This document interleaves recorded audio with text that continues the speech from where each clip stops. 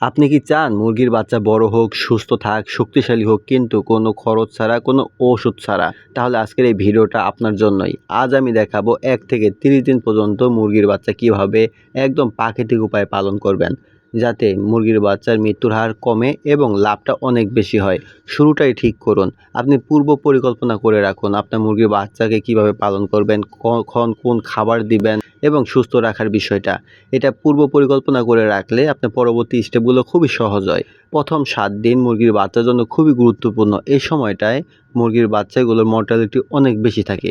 মুরগির বাচ্চাগুলো রাখার জায়গাটা সবসময় শুকনো পরিষ্কার রাখবেন এবং মাটিতে না রাখা ভালো, ঠান্ডা লাগবে। আপনি ডাইরেক্ট ফ্লোরেও রাখতে পারবেন না, এতে করেও মুরগির বাচ্চা ঠান্ডা লাগবে। আপনি কিসে রাখবেন? মুরগির বাচ্চাগুলোকে অবশ্যই ধানের খের, ছালার চট অথবা নিউজ পেপার বিছিয়ে দিবেন যাতে করে মুরগির বাচ্চাগুলো নিচের থেকে ঠান্ডা না লাগে।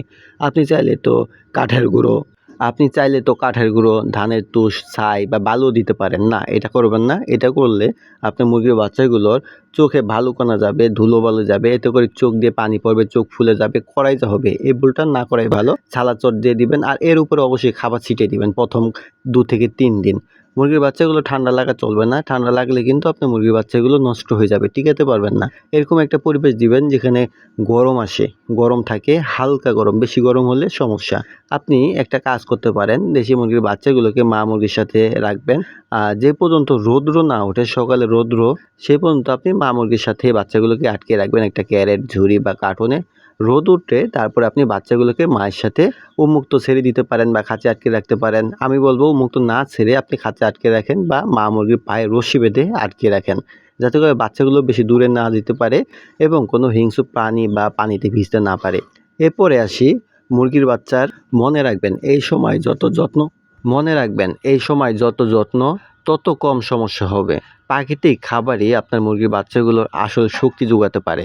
আপনি কি বাজার থেকে রেডি ফিড কিনে আনবেন? কিন্তু না, আমি আজকে আপনাদের সম্পূর্ণ প্রাকৃতিক উপায়ের কথা বলতেছি, যেই খাবারটা আপনি বাসায় তৈরি করে আপনার মুরগির বাচ্চাগুলোকে খেতে দিতে পারেন। আপনার মুরগির বাচ্চাগুলোকে প্রথম অবস্থায় চালের খুদ, গমের ভুসি এবং ভুট্টার গুঁড়া এগুলো খাবার হিসেবে দিতে পারেন। ভালো করে মিশিয়ে ছোট ছোট দানা আপনি মুরগির বাচ্চার সামনে দিবেন, মুরগির বাচ্চা খেয়ে নিবে। এখন এই মুরগির বাচ্চাগুলো যখন সপ্তাহ ১০ দিন পার হয়ে যাবে তখন খাবারের সাথে আপনি কুচি করে পাতা দিবেন, ঘাস দিতে পারেন, শাকসবজি দিতে পারেন। এতে করে আপনার মুরগির বাচ্চাগুলো পুষ্টি পাবে। এই শাকসবজি থেকে ক্যালসিয়াম পাবে, প্রোটিন পাবে, ফাইবার পাবে। আর এই মুরগির বাচ্চাগুলো প্রথম ২ থেকে ৩ দিন আপনি পানিতে কিন্তু অল্প করে আদা এবং রসুন মিশিয়ে দিবেন।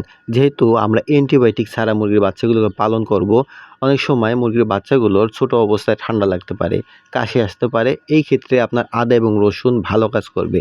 রসুন মুরগির শরীর গরম রাখবে বা মুরগির বাচ্চার শরীর গরম রাখবে, রোগ প্রতিরোধ ক্ষমতা বাড়াবে, মুরগির বাচ্চাগুলোর পেটের সমস্যা দূর করবে, ব্যাকটেরিয়া যেন মুরগির বাচ্চাগুলোকে আক্রান্ত করতে না পারে এজন্য আপনি রসুনটা খুবই ভালো কাজ করবে।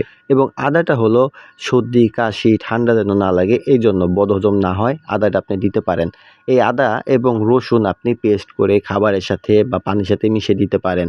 এই প্রাকৃতিকভাবেই আপনি রোগ প্রতিরোধ ক্ষমতা বাড়িয়ে নিতে পারেন আপনার মুরগির বাচ্চাগুলোর, কম খরচে বেশি ফল পাবেন আপনি। এবার আসে একটা গুরুত্বপূর্ণ বিষয় যেটা অনেক খামারি ভুল করে থাকেন। মুরগির বাচ্চাকে একবার পানি দিলে সেই পানিটা সহজে চেঞ্জ করেন না যে পর্যন্ত পানিটা শেষ না হয়।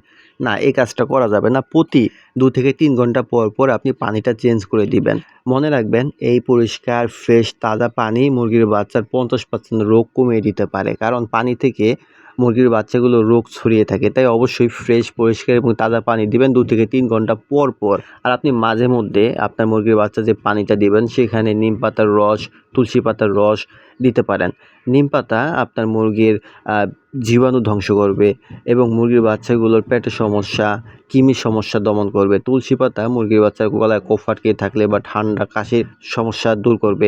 এই প্রাকৃতিক চিকিৎসাগুলো আপনি দিতে পারেন আপনার মুরগির বাচ্চাগুলোকে। আরেকটা বিষয় হলো প্রতি সপ্তাহে ২ থেকে ৩ দিন এটা আপনি নিয়ম করে নিবেন। শুধু আপনার মুরগির বাচ্চা নয়, বড় মুরগিদেরও হলুদের গুঁড়া খাওয়াবেন পানির সাথে অথবা খাবারের সাথে। হলুদ হলো প্রাকৃতিক অ্যান্টিবায়োটিক এবং গ্রোথ বুস্টার, যা আপনার মুরগির বাচ্চাগুলোকে দ্রুত বড় করতে সহায়তা করবে। গ্রোথ বাড়ানোর যে হরমোনটা আছে সেটা আরও শক্তিশালী করবে। এবং অ্যান্টিবায়োটিক হলো আপনার মুরগির বাচ্চাগুলোর জ্বর, ঠান্ডা, সর্দি, কাশি এই ধরনের কোনো সমস্যায় আক্রান্ত হবে না। সঠিক যত্ন এবং পর্যবেক্ষণটাই হলো সাফল্যের প্রধান চাবিকাঠি। আপনি প্রতিদিন আপনার মুরগির বাচ্চাগুলোকে খেয়াল করুন, কোন বাচ্চাটা দুর্বল আছে কিনা, অসুস্থ আছে কিনা এবং ভেজা নোংরা পরিবেশে আছে কিনা এগুলো সবসময় খেয়াল করে পরিষ্কার পরিচ্ছন্ন করে রাখবেন। আপনার খামারে বা মুরগির যে রাখার স্থানটা সেখানে আপনি নিম পাতা ঝুলিয়ে রাখবেন। দেখবেন যে বিষাক্ত পোকামাকড় বা কোনো মশা-মাছি আপনার মুরগির বাচ্চাগুলোকে কামড় দিবে না। আর মশার কামড়ে কিন্তু বসন্ত হবে, এটা একটা মারাত্মক রোগ যেটা মুরগির বাচ্চার হলে প্রচণ্ড জ্বর হয়, ব্যথা হয়, আস্তে আস্তে মুরগির বাচ্চাগুলো ঝিমে, ঝিমে মারা যায়।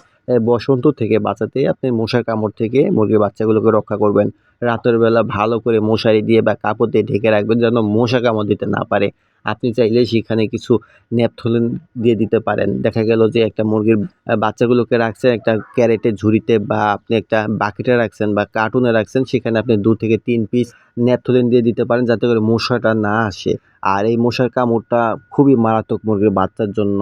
মুরগির বাচ্চাগুলোর বয়স যখন 10 থেকে 15 দিন হবে, আপনি মুরগির বাচ্চাগুলোকে মায়ের সাথে উন্মুক্ত পরিবেশে ছেড়ে দেন। প্রাকৃতিকভাবে তারা খাবার খাবে, পোকামাকড় খাবে এবং দ্রুত প্রাকৃতিকভাবে বড় হবে।